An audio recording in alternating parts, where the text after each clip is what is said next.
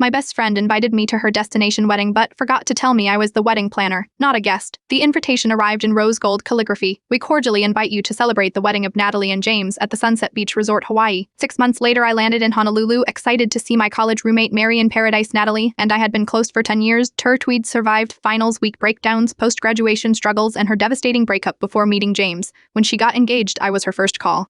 As my Uber pulled up to the resort, I texted her that I'd arrived. Her response was immediate. Thank God you were ka. Come to the honeymoon suite ASAP. Everything's falling apart.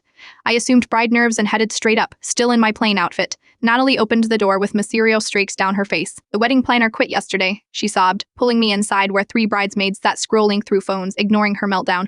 She said I was impossible and left all the vendor contacts at the front desk. I need you to take over. I laughed, thinking she was joking. The laughter died when I saw her expression. You want me to be your wedding planner? Why do you think I invited you? Natalie snapped, handing me a 5-pound binder labeled Wedding Alien. I knew you'd be the only one who could handle this. My stomach dropped. I thought I was invited as your friend. You are my friend. And friends help each other. Someone else paid $3,000 to attend. You got a free trip to Hawaii. One bridesmaid smirked. Natalie said, you are super organized and would love doing this. I stood there jet-lagged from a 10-hour flight as Natalie listed everything needing done, confirm 23 vendor payments, finalize seating charts, solve a welcome bag crisis, and coordinate the weekend timeline for 120 guests. I stepped into the hallway dizzy with betrayal. That's when I noticed something. The binder was too detailed, too organized. The original planner's name had been crossed out, and mine written in Pernan, not yesterday but weeks ago based on the faded ink. How long ago did the wedding planner quit? I asked. Natalie's eyes darted away. A few weeks. And when were you going to tell me I wasn't coming as a guest but as free labor? Don't be dramatic, she huffed.